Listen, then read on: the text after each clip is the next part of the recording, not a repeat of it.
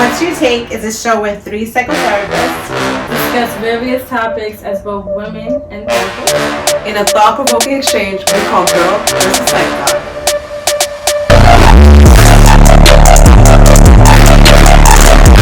Hi, ladies. Hi, Taisha. How are you? Good. I'm fine. So today's topic is about multiple personalities and bipolar. Okay. So you ready? Interesting. Yeah. What's your take? So the first question: what's the difference between multiple personality and bipolar? If I was a client that came to you and I said, I think I'm suffering from having a multiple personality and being bipolar, how would I be able to know what's the difference? Right. I think the main thing is that one is a mood disorder. Bipolar is really you're going from depressive states to manic states. Right.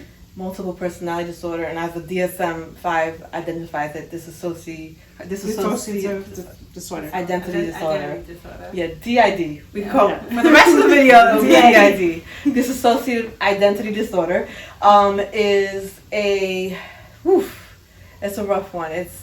So a lot of people actually believe that people with personality disorders like borderline, narcissistic, antisocial, that they sometimes have DID as well, where literally it feels like you're dealing with a different person. Mm-hmm.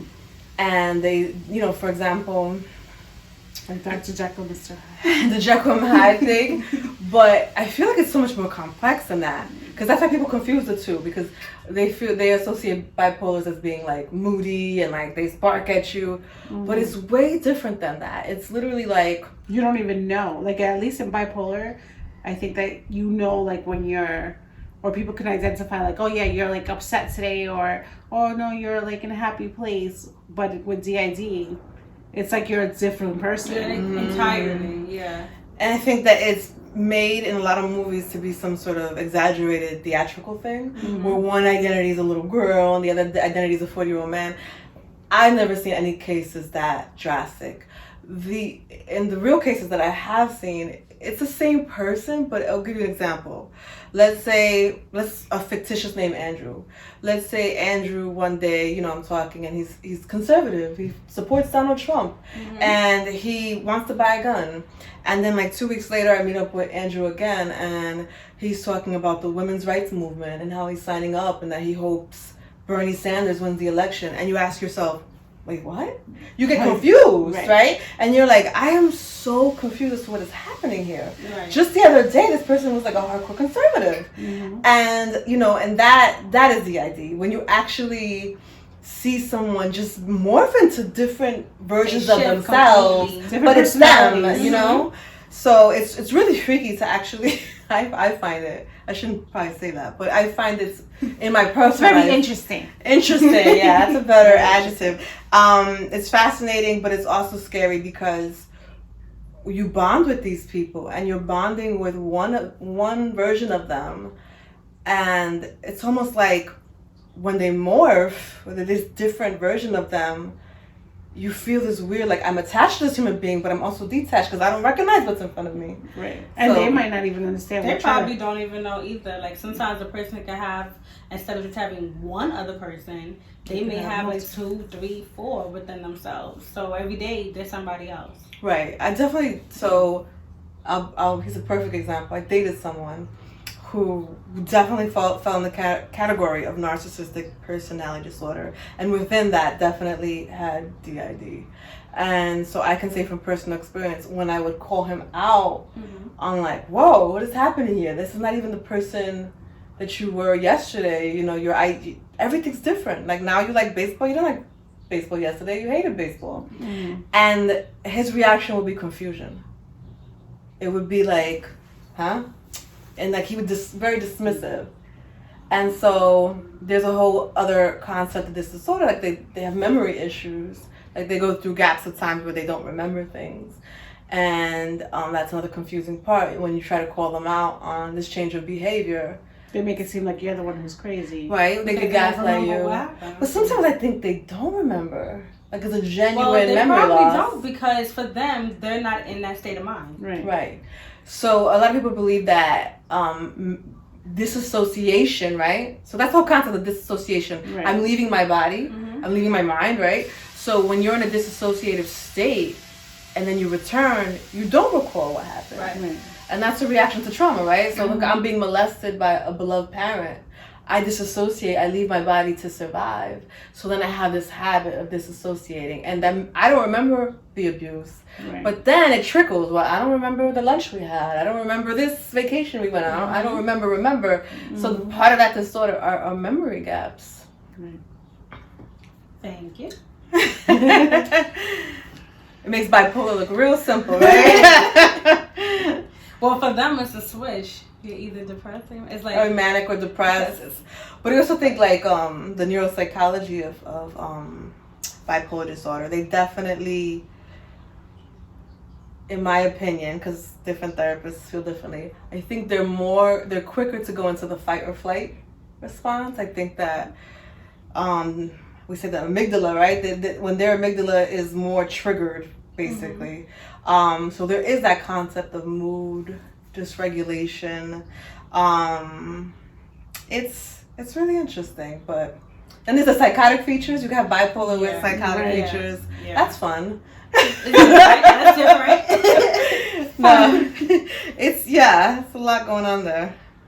The second question: do people get more emotional over DID or being bipolar? Which the client or the who's emotional? The person with the disorder or the loved ones? No, the loved ones. Oh. Do they get more emotional? Do they get more emotional having one over the other? Which is harder to cope with? If you had a loved one, would you rather they have DID or bipolar? What do you think is more easy? I'd rather they have bipolar than DID because like we just spoke about, like if they have DID, they're dissociated. They won't understand. They won't remember certain things that happen. At least with bipolar, you're gonna remember. Like if we had this conversation yesterday, you're gonna remember what we had, what we discussed, and you're still gonna be angry about it, or you're still gonna be happy about it. But your memory will be there. Right. And your personality will still be the same. It's just gonna be your mood is gonna be different. Yeah. So like the baseball example, a bipolar person, sometimes they'll like baseball and they're depressed, and sometimes they'll like baseball and they're manic, but they're always gonna like baseball because that's who they are. So they have consistency of personality in that aspect. Versus DID, the inconsistencies can drive loved ones crazy, right? So I would agree that bipolar over any day. Actually, bipolar, it sounds really messed up, but bipolar individuals, I know quite a few, when they're in the manic state, they're really fun. And a lot of bipolar people have lots of friends. It's very interesting. And it's because that when they're manic, they're like creative and excited and have all the energy in the world. If it's not at a psychotic level, right? And people are attracted to that. It's the only problem is when they crash. Yeah. Like they crash. Ooh. Yeah. Why do you think there's such a misconception about DID? Is it society? Is it textbook? Meaning what we've learned in school? I think it's the media, the way the media portrays it, because like Danielle said, movies that we've seen, they exaggerate. And you're like, oh my God, like, can that person really like the movie Split? I've seen it like so many times. He has like 26 personalities. I don't think that's a bit much. Right. Like, I don't think it's to that extreme. Yes, the person may have another side to them, which they probably even name that other person. And you think they're having a full-blown conversation with themselves, but in reality, they are having with themselves or with the other person. Right. Yeah, I think that's the main thing. That because it's been dramatized so much that people don't really believe it. Because the average Joe can say, I know a bipolar, I know a depressed. Even the average Joe can say, I know a schizophrenic. But who can say they know someone with DID? Yeah, it's very rare. So because you can't like touch it and feel it and it's not as obvious, people don't believe it. But once you meet someone with it, you know. I also think that some people use that as an excuse to get away with certain things. Like I had a client that I have a client, and they told me that their ex-boyfriend says, "Oh yeah, I have multiple personality disorder," and I'm like, "What?" And he'll say, "Yeah, I don't remember like, you know, cheating." So they're cheating because they had another personality. Yeah, That's real slick. And I'm not cheat on you. No. But I'm gonna pretend DID is the reason. exactly. I got a cheater side to me. It's deep down inside. Isn't that crazy? That's different. And I was like, listen, do not listen to this person. They're a liar. No. Yeah. I think the most disturbed individuals sometimes don't even know they're disturbed or Mm-hmm. so if you're out there saying I have multiple Right. personality disorder, I don't would question have that. But You're just trying to be slick. Yeah. one of the theories that I've researched is why people with NPD or APD, narcissistic personality disorder, or antisocial personality disorder, they present with DID because since they lack emotion, they lack empathy. They've learned to mimic it in others. So let's say they have a friend named Joe, and Joe's a fisherman, and Joe likes beer pong or whatever. So they develop a facade that is Joe, right? And then maybe they develop a facade that is Mike, and they switch up with those facades because they're not real, right? So one would say, is that even DID, or are you just trying to mimic being a regular human being when you're devoid of emotion? So that, I don't know. It's like a catch-22 in a sense. Right. And some people could just be doing that just to fit in. It doesn't have to do with anything with their personality. That it just, okay, like Joe's cool, I'm going to be like Joe, you know, or this person is cool, so I'm going to just follow their traits. That leads me to another question, although it's not something I wrote down, or maybe even the audience will want to answer. Have you ever switched yourself to fit in? Switched to Like fit in. just for like a second? I can't recall. Like, That's a good question. I'm sure I have, but I can't recall. I'm thinking because I've been old for so long. And by old, I mean like. I was gonna say, really? Meaning like out of like the early 20s, adolescence for a while now, which is I think when that probably did take place for me. I can't think I'm like open to like trying new things, so maybe I've experienced times like everyone, like I've never done this, but this person wants to do it and I'll try it and see if I like it, and it's not part of me, I'm just trying it out. But I don't know. I think so. I can remember like when I was a teenager in my 20s, the people around me were really into hip hop and R&B, and I have this really vivid memory. I think I was in the 6th grade, and I think the teacher said, "Oh my God, it's crazy what happened yesterday. Biggie got shot." Wow, 6th grade. I don't want to tell you what grade I was in. And I remember I thought out loud, I said, "Who's Biggie?" And the whole class turned and looked at me, and I was like, what the hell just happened? Like I was freaked out. Like, what you mean? Biggie? And Did that you live in New York City? I didn't know who Biggie. I didn't know who he was. So I was listening to whatever my mother was listening to, and she was listening to like Gloria Estefan, Mark Anthony, So I knew who they were. Right. But in that moment, I was like, okay, I'm different. And then from that point on, I tried to be a little bit less different. So I would fake that I knew who these hip hop and R&B people were. But I was never that into that type of music. Like even now, I listen to show tunes. But now that I'm old, I'm like, yeah, I listen to show tunes. That's it. I think own people myself. do it all the time. They always try to be someone that they're not, which is ironic because if you have a client that comes to, like, say we have a client come see us, and because they already have a psych history, there are some clinicians who will automatically say, "You have DID." But in reality, you tried to be someone before. Maybe you dyed your hair a certain color. Maybe you wore a certain brand, or you traveled a lot because your friend always traveling. But deep down, because I think there's something within society that they've hit on people for so many years to make it seem like you're supposed to be this person. When you reach a certain point in life, you're supposed to be doing these things. You're not supposed to be in debt by 40. You're supposed to be married by 30. You're supposed to have this lifestyle by this age. Your 20s are live your best life years. So whether you were diagnosed with an actual disorder or society gave you one, unfortunately we fell through the cracks. Yeah. The next one. Is it safe for someone with DID to not be on medication? Well, from my understanding, there's no known medication to help with personality disorders. And DID would, I guess, fall in the realm of that. I mean, but of course they still medicate people who have these disorders. I think definitely they should continue to go or begin to go to therapy, just so that they can get an understanding of like maybe their different personalities.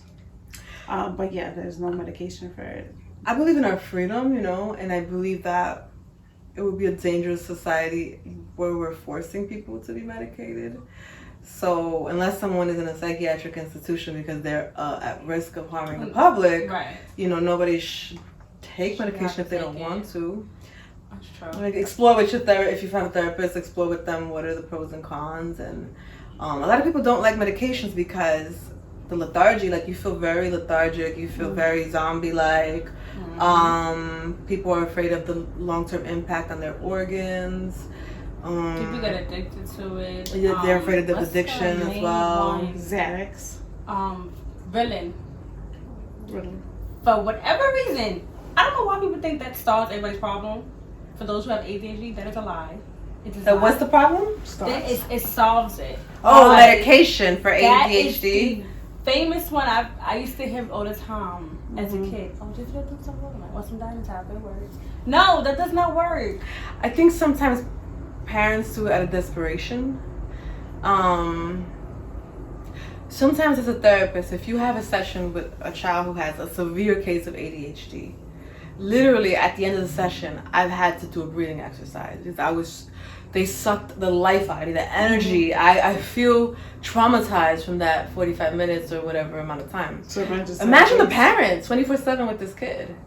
So, you know, it's difficult. I don't necessarily think we should be, you know, giving all of these drugs to people who are developing. Their brains are developing. Their bodies are developing. It's really dangerous, but at the same time, I understand how some parents get to the point of like crisis level. I can't do it. Like I've had moms say to me, "How can I sign him over to the state?" And it's like the kid's like 6, and I'm like, "Oh my god!" Wow. So I always try to tell like my clients to do different routes first before you get to medication, because like if you have a hyperactive child, they're in an apartment. Of course they're gonna be hyper. There's nothing to do. Like they can sit there for hours and hours and play the game because that's stimulating their mind. But so that's why I tell them like go outside, have them play, put them in any kind of like sports team. You know, let them exert that energy in a positive, productive way. But I have noticed like there are some kids that you can tell when they're on their medication and when they're not, and it is like DID. Like, it's like completely different. That you're like, is this the same child that was just here last week? And he's not on the medication. I'm like, I can tell. Yeah. So I mean, I feel like every child is different, you know, and every parent has to also not be the typical parent. Like, okay, yeah, I'm just gonna do medication, or I'm just not gonna do it. You know, every person is different. What, if any, are some defense mechanisms for DID and bipolar? You're crazy, not me. Gaslighting, yeah. I was like, are you calling me crazy? No, that's one of the things. Excuse me. I would assume all the defense mechanisms are more prominent in people with these disorders. Denial, projection, you know, all of them. So, I mean, so the funny thing is these defense mechanisms, they serve a purpose, right? For our survival. A lot of these disorders, we believe, come out of trauma-based childhoods. So they've developed these maladaptive ways to survive. And it's not overnight that you're going to get rid of it. It takes a lot of years of treatment and hard work. And it's sad because I see like a lot of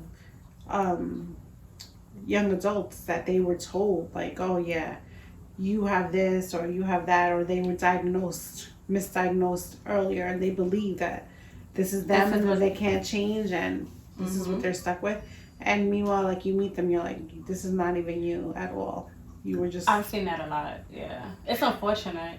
I think that the whole concept of diagnosing, that's a whole conversation in itself, because I don't like to diagnose to the client. So what does that mean? Of course you have to bill insurance. Of course there's reasons why we would need a diagnosis.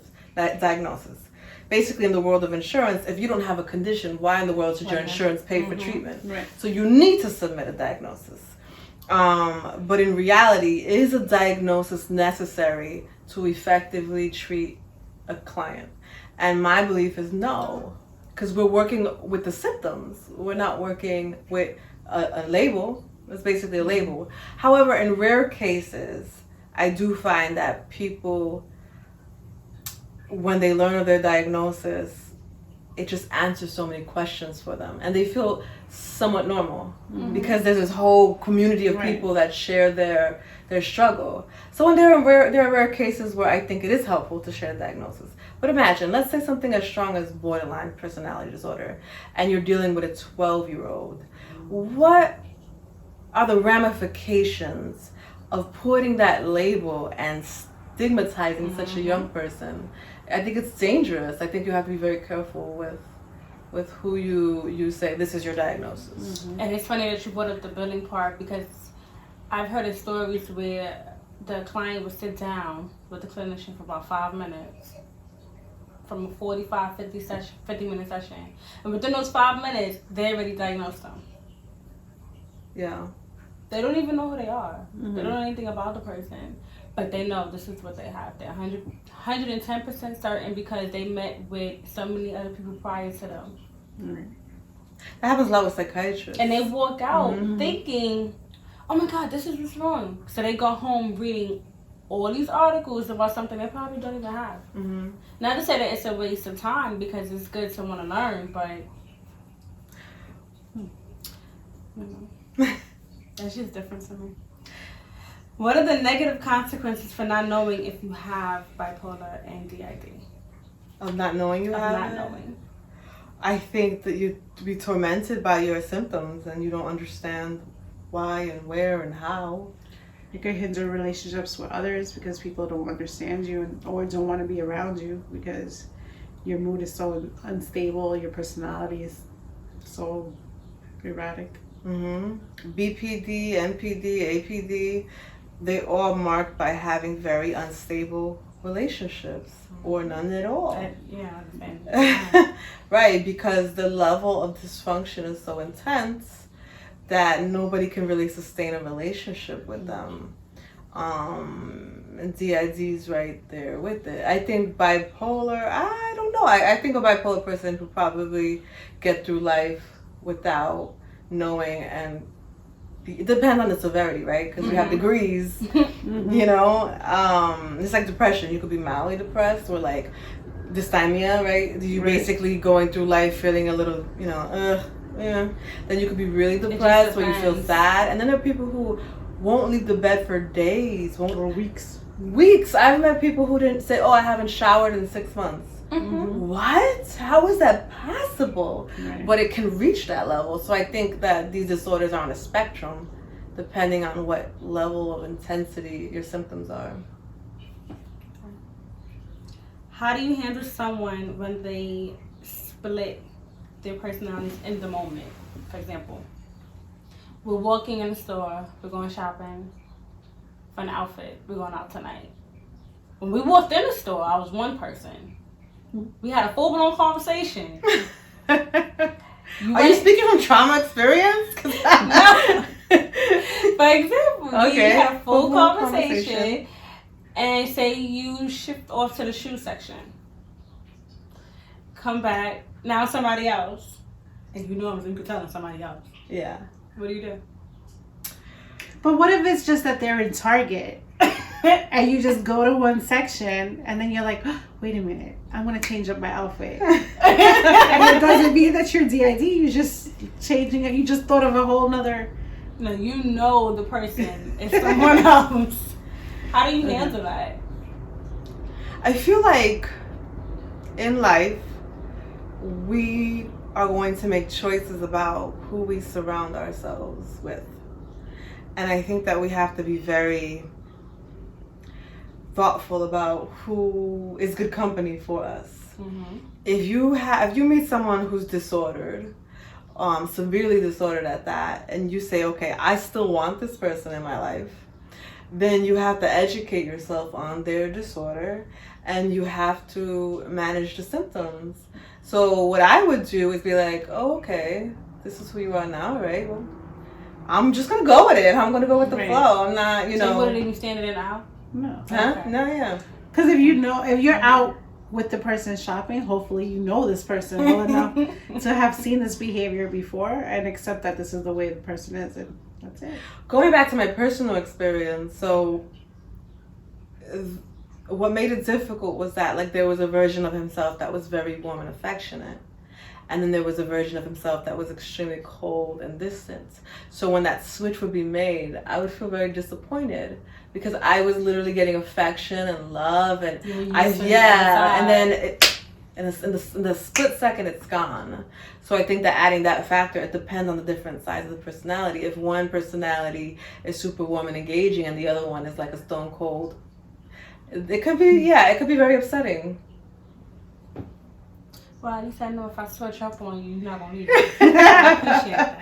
I have a high tolerance for BS, so Very patient. Oh yeah. Okay, I'm on the side. Can a person have both disorders at the same time? Bipolar and DID.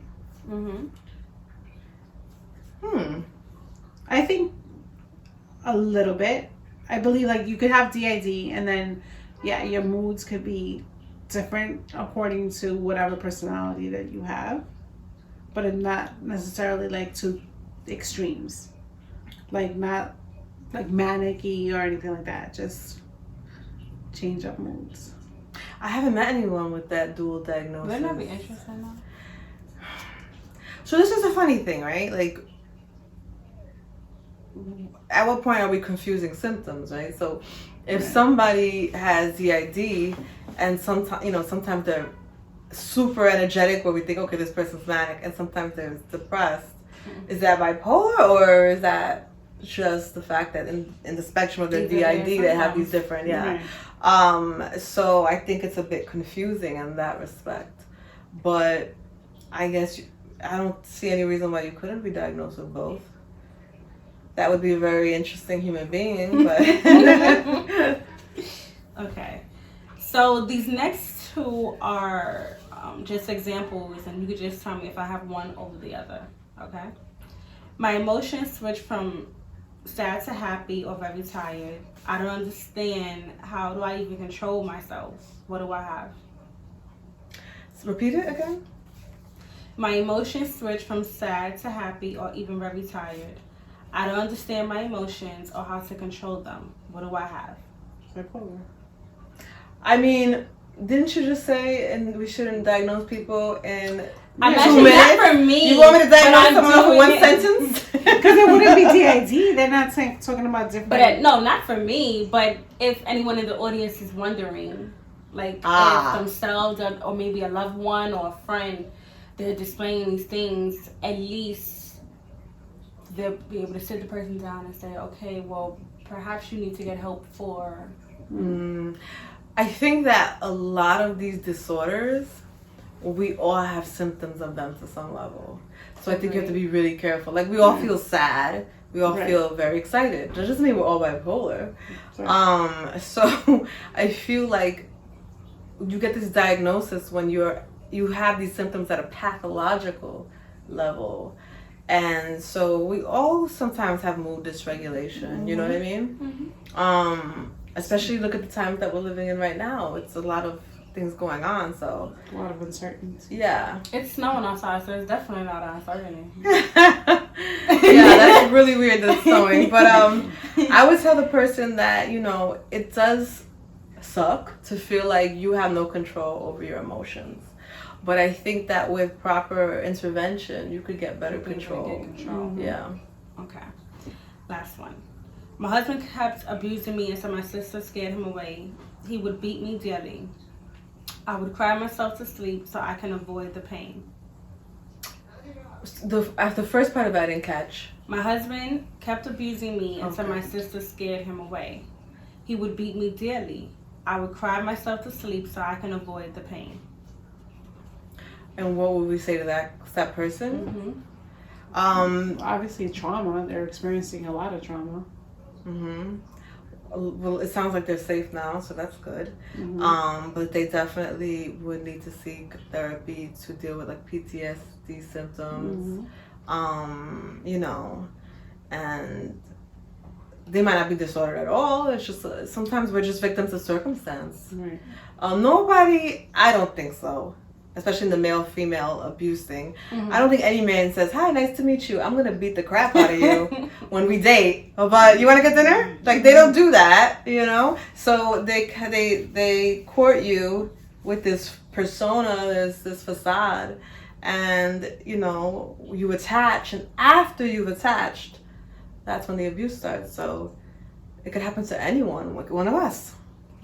I actually wrote down a few movies. I don't know if you guys ever heard of them, or maybe someone in the audience ever heard of them. But there's Voices Within the Lives of Trudy Chase. I don't know that. You know that? Is it on Lifetime? Because it sounds like a Lifetime is known for the DV movies. Right. I tell you. What about Sybil, I've heard of that. Frankie and Alice? No. My wonderful movie, Joker. Yes, I've seen it twice or 3 times. Oh, Joker, the most recent. Yeah, that was an interesting movie. So I wrote these down because for anyone who have free time, they can actually watch them and get, I guess, what society view as DID or bipolar. Right. Yeah. So they can kind of get a better, I guess, understanding of the concepts. Yeah, sure. Voices, what? What's that? You wanna watch it? I'm gonna watch it. No.